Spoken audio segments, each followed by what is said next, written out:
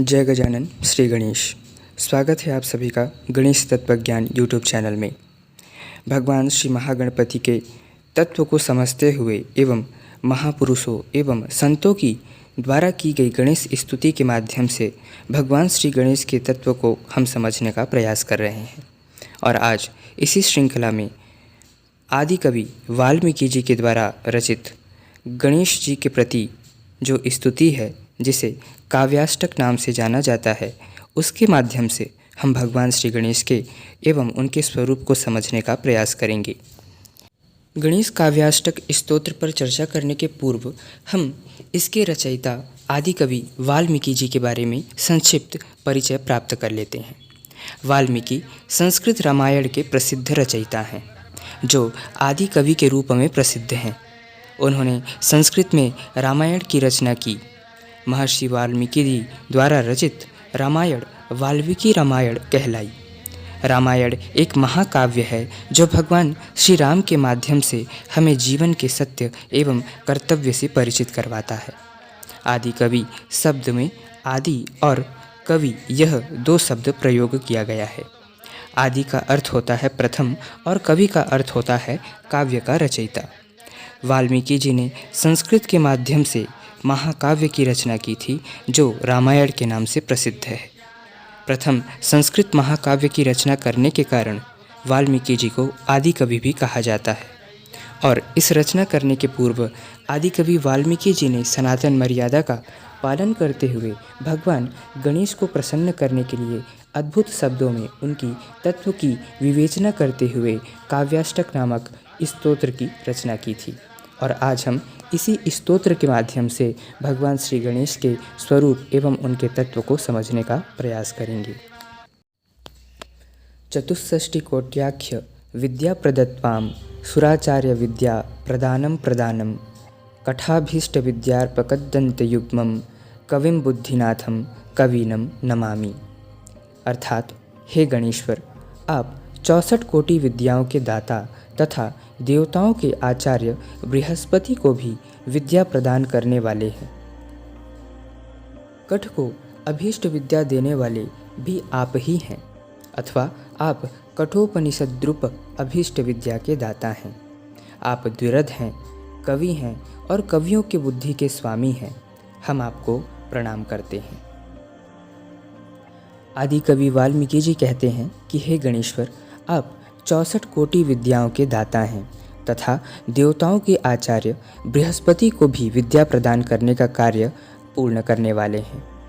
हमारे शास्त्रों में 64 कोटि विद्याओं का उल्लेख है और वह विद्या इस प्रकार है: गीतम, वाद्यम, नृत्यम, आलेख्यम, विशेषेक्षघ्यम, क्रियाकल्पम, छलितयोगः, वस्त्रगोपनानि, धारणमात्रिकाः, चित्रांगश्च योगाः, तक्षणाः, धातुवादः, ऐन्द्रिजालः इत्यादि। इस प्रकार 64 प्रकार की विद्याएं हैं और इन सभी विद्याओं को श्री गणेश प्रदान करते हैं। और आगे भगवान वाल्मीकि जी कहते हैं कि आप बृहस्पति को भी विद्या प्रदान करते हैं। बृहस्पति देवगुरु हैं एवं ज्योतिष शास्त्र में बृहस्पति ग्रह को ज्ञान एवं विद्या का कारक माना जाता है। ऐसे बृहस्पति देव को भी श्री गणेश ज्ञान प्रदान करते हैं, क्योंकि श्री गणेश ही सारे विद्याओं के अधिष्ठान हैं। इसलिए उन्हें बुद्धि के देवता के रूप में भी स्वीकार किया जाता है। आप कवि हैं और कवियों के बुद्धि के स्वामी हैं। कवि का अर्थ होता है श्रेष्ठ। वेदों में भी श्री गणेश के लिए कहा गया है: गणानां त्वां गणपतिगुं हवामहे कविं कवीनाम उपवस्त्रवक्त्रमम्। सभी श्रेष्ठ हैं, किंतु हे गणाधिप, आप कवियों के कवि हैं, कवियों की बुद्धि के स्वामी हैं, इसलिए उन्हें कविम कवि नाम कहा गया है।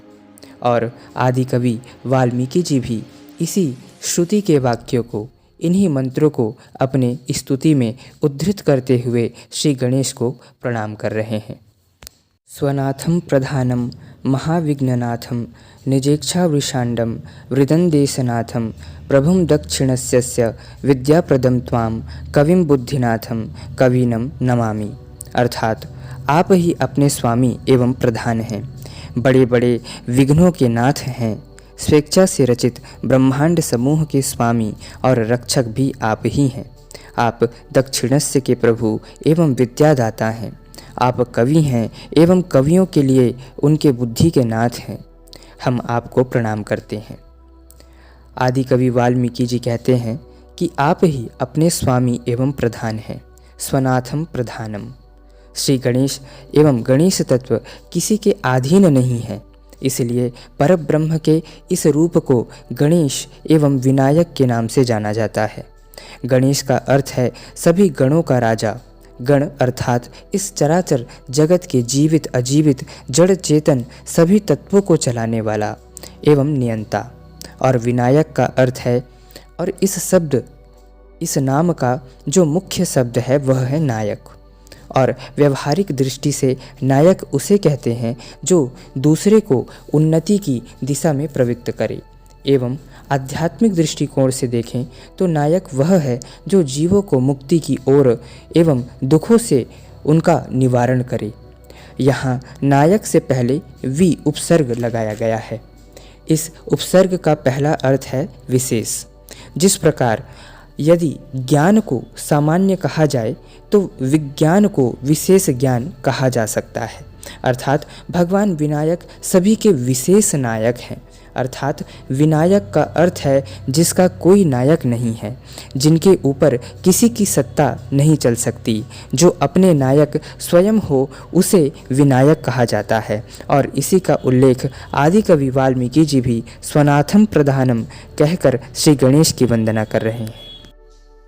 आगे वाल्मीकि जी कहते हैं कि आप बड़े बड़े विघ्नों के नाथ हैं और स्वेच्छा से रचित ब्रह्मांड समूहों के स्वामी और रक्षक भी आप ही हैं। आप बड़े बड़े विघ्नों के नाथ हैं। जितने भी विघ्न बाधाएं हैं, चाहे वह सांसारिक विघ्न हो या वह आध्यात्मिक एवं भक्ति के मार्ग में आने वाले षड विकार हों, इन सभी विघ्नों के नियंता आप ही हैं। और आपके द्वारा रचित इस जगत की रक्षा आप ही करते हैं। आप कवि हैं और कवियों के नाथ हैं। आपको प्रणाम है। आप सर्वश्रेष्ठ हैं और ऐसे कवियों के श्रेष्ठों के नाथ एवं उनकी श्रेष्ठ बुद्धि के अधिपति श्री गणेश को मैं प्रणाम करता हूँ। विभो व्यास शिष्यादि विद्या विशिष्ट प्रियानेक विद्या प्रदातारमध्यम महाशक्त दीक्षा गुरु श्रेष्ठदम त्वं कविम बुद्धिनाथम कविनम नमामि। हे विभो, आप व्यास शिष्य आदि विद्या विशिष्ट प्रियजनों को अनेक विद्या प्रदान करने वाले हैं और सबके आदि पुरुष हैं। महाशक्त मंत्र की दीक्षा के गुरु एवं श्रेष्ठ वस्तु प्रदान करने वाले आप कवि एवं कवियों के बुद्धि के नाथ को हम प्रणाम करते हैं। आदि कवि वाल्मीकि जी कहते हैं कि हे विभो, आप व्यास शिष्य आदि विद्या विशिष्ट प्रियजनों को अनेक विद्या प्रदान करने वाले हैं और सबके आदि पुरुष हैं। महाशाक्त मंत्र की दीक्षा एवं देने वाले हैं। तो इस प्रकार वाल्मीकि जी कहते हैं कि हे श्री गणेश, आप व्यास एवं उनके शिष्यों को भी ज्ञान प्रदान करते हैं। आप ही उनकी बुद्धि एवं विवेक को जागृत करते हैं। एवं गणेश पुराण में ऐसी कथा भी आती है कि पुराण रचना में आने वाले विघ्नों के निवारण हेतु व्यास जी ने ब्रह्मदेव से श्री गणेश एवं उनके तत्व एवं गणेश विद्या का ज्ञान प्राप्त किया था और श्री गणेश ने उन्हें अपने तत्व ज्ञान से अवगत कराया था। आगे वाल्मीकि जी कहते हैं कि आप मंत्र की दीक्षा के गुरु एवं श्रेष्ठ वस्तु प्रदान करने वाले हैं। श्री गणेश हर प्रकार के मंत्र तंत्र के ज्ञान के ज्ञाता हैं और श्रेष्ठ वस्तु, चाहे वह सांसारिक परिप्रेक्ष्य में हो या आध्यात्मिक परिप्रेक्ष्य में हो, श्री गणेश सदैव श्रेष्ठ वस्तु ही प्रदान करते हैं। ऐसे कवियों के कवि श्री गणेश को हम नमन करते हैं। विधात्रे त्रयी मुख्य वेदांश योगम महाविष्णवे चागमान शंकराय दिशंतम च सूर्याय विद्या रहस्यम कविम बुद्धिनाथम कविनम नमामि। जो विधाता ब्रह्मा जी को वेदत्रयी के नाम से प्रसिद्ध मुख्य वेदों का एवं महाविष्णु को योग का शंकर को आगमों का और सूर्यदेव को विद्या के रहस्य का उपदेश देते हैं, उन कवियों के बुद्धि नाथ एवं कवि गणेश जी को हम नमस्कार करते हैं। आदि कवि वाल्मीकि जी कहते हैं कि श्री गणेश ब्रह्मदेव को ऋग्वेद, अथर्ववेद एवं यजुर्वेद का ज्ञान, इन वेदत्रयी का ज्ञान देते हैं।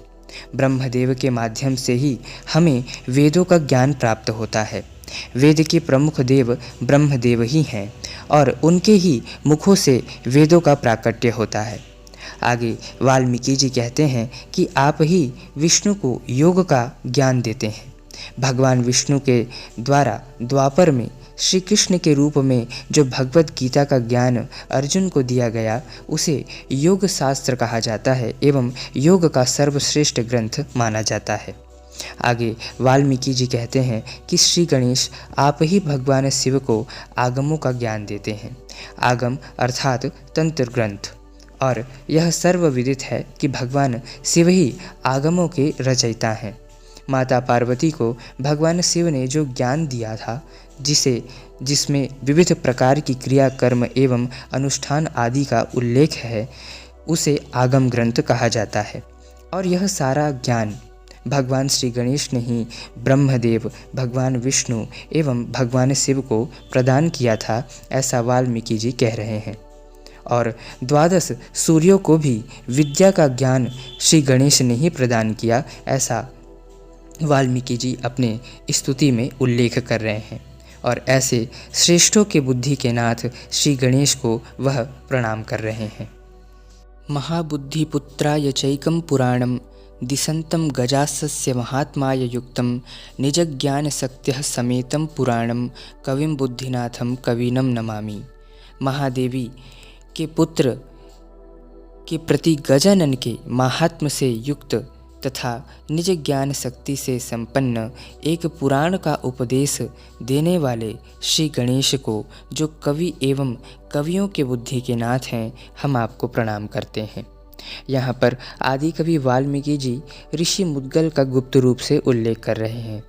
भगवान गणेश के परम भक्त, जो श्री गणेश के संपूर्ण रहस्य एवं तत्वों के ज्ञाता हैं, जिन्हें बुद्धिपुत्र भी कहा जाता है, ऐसे मुद्गलाचार्य को, जो अपने तत्वों को उजागर करने वाले पुरातन ज्ञान को प्रदान करते हैं, और यही पुरातन ज्ञान आज गणेश तत्व से संपन्न ग्रंथ मुद्गलाचार्य जी के माध्यम से मुद्गल पुराण के रूप में आज जन सामान्य को प्राप्त होता है। और इस ज्ञान को भगवान श्री गणेश ही मुद्गलाचार्य जी के हृदय में प्रकट करते हैं, ऐसा उल्लेख आदि कवि वाल्मीकि जी कह रहे हैं। और वह कहते हैं कि ऐसे परम तत्व युक्त कवियों के बुद्धि के नाथ श्री गणेश को मैं प्रणाम करता हूँ। त्रयी शीर्ष सारम रुचिनेकमारम रमा बुद्धिदारम परब्रह्म पारम सुरस्तो मयाक्यम गणोधाधिनाथम कविम बुद्धिनाथम कवीनम नमामि। जो वेदांत के सार तत्व, अपने तेज से अनेक असुरों का संहार करने वाले, सिद्धि अर्थात लक्ष्मी एवं बुद्धि को दार के रूप में अंगीकार करने वाले और परात्पर ब्रह्म रूप हैं, एवं देवताओं का समुदाय जिनका शरीर है, तथा जो गण समुदाय के अधीश्वर हैं, उन कवि एवं कवियों के बुद्धिनाथ गणेश को हम नमस्कार करते हैं। आदि कवि वाल्मीकि जी कहते हैं कि जो वेदांत के सार तत्व रूपी अपने तेज से असुरों का संहार करने वाले हैं, यदि हम कथा के संदर्भ में या बाह्य रूप से देखें तो भगवान गणेश ने असंख्य असुरों एवं दानवों, राक्षसों का अंत किया है।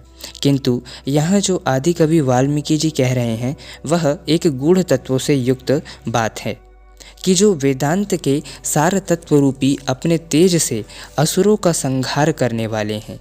त्रयी शीर्ष सारम रुचि नेकमारम। तो पहले तो हमें यह समझने की आवश्यकता है कि असुर किसे कहते हैं। असुर एक जाति या योनि मात्र नहीं है। असुर एक प्रवृत्ति है जो सभी के मन में न्यून एवं अधिक रूप से व्याप्त है, और वह असुर है अज्ञान। स्वयं को केवल देह या शरीर मात्र समझना, केवल इस भौतिक जगत के कार्य में ही व्यस्त रहना और आत्मचिंतन भक्ति ना करना, यही आसुरी प्रवृत्ति है। तो जो वेदत्रयी अर्थात त्रयी शीर्ष सारम रुचि नेकमारम अर्थात वेदों के ज्ञान के रूप में स्वयं को ज्ञान के तेज के रूप में अर्थात वेदों के रूप में प्रकट कर भौतिकता के आसुरी प्रवृत्ति में फंसे व्यक्तियों के अंतःकरण में व्याप्त अज्ञानता के असुर का नाश करते हैं, तो इस रहस्य को समझते हुए श्री गणेश के स्वरूप को हमें समझना होगा। तो इतने गूढ़ अर्थों में आदि कवि वाल्मीकि जी भगवान श्री गणेश के तत्व का यहाँ पर वर्णन कर रहे हैं। आगे वाल्मीकि जी कहते हैं कि जो रमा बुद्धिदारम है अर्थात माता लक्ष्मी का नाम रमा है, किंतु श्री गणेश एवं गणपत्य तत्व ज्ञान के परिप्रेक्ष्य में देखें तो भगवती सिद्धि देवी को रमा अर्थात लक्ष्मी के रूप में माना जाता है। जिस प्रकार माता लक्ष्मी धन धान्य एवं सुख समृद्धि की देवी मानी जाती हैं, उसी प्रकार माता सिद्धि भी पद प्रतिष्ठा धन ऐश्वर्य की देवी मानी जाती हैं, जो भगवान गणेश की आंतरिक शक्ति हैं, और बुद्धि जो श्री स्वानंदनाथ की श्री गणेश की दूसरी शक्ति मानी जाती हैं। तो जो इन दोनों शक्ति जिसके पीछे प्रत्येक मनुष्य लगा रहता है, सिद्धि अर्थात पद प्रतिष्ठा धन धान्य, बुद्धि अर्थात ज्ञान सांसारिक भौतिक ज्ञान एवं आध्यात्मिक ज्ञान, तो इन सारी सिद्धि एवं बुद्धि को प्राप्त करने के लिए ही मनुष्य संघर्ष करता रहता है। ऐसे सिद्धि बुद्धि को जो दार अर्थात पति या स्वामी, अब यहाँ पर पति या स्वामी का अर्थ केवल पति पत्नी या दाम्पत्य जीवन के पति पत्नी से ना देखें, उस स्वरूप में हमें इसे नहीं समझना चाहिए। इसका अर्थ है जो सिद्धि बुद्धि को स्वयं में समाहित किया हुआ हो, को नियंत्रित करता हो, जिनके शरण में चले जाने से ये दोनों सिद्धि एवं बुद्धि सहज ही प्राप्त हो जाती हैं। तो जो इन दोनों शक्ति के पति हैं, जिन्होंने इन शक्तियों को अंगीकार अर्थात समाहित कर रखा है, और जो श्री गणेश ब्रह्म स्वरूप हैं, ऐसे श्री गणेश के शरण में हमें अवश्य जाना चाहिए। और आगे वाल्मीकि जी कहते हैं कि देवताओं का समुदाय जिनका शरीर है और जो सभी गणों के अधीश्वर हैं, ऐसे गणनाथ गणानाम ईशः सभी चराचर गणों के स्वामी को श्री गणेश को जो श्रेष्ठ कवियों के बुद्धि के नाथ हैं, उनको मैं नमन करता हूँ। तो इस प्रकार आदि कवि वाल्मीकि जी ने भगवान गणेश के तत्व से युक्त इन श्लोकों के माध्यम से उनकी स्तुति की है। आगे भी हम आदि कवि वाल्मीकि जी के द्वारा रचित इस काव्याष्टक के माध्यम से ही भगवान श्री गणेश को समझने का प्रयास करेंगे। तब तक के लिए जय गजानन श्री गणेश।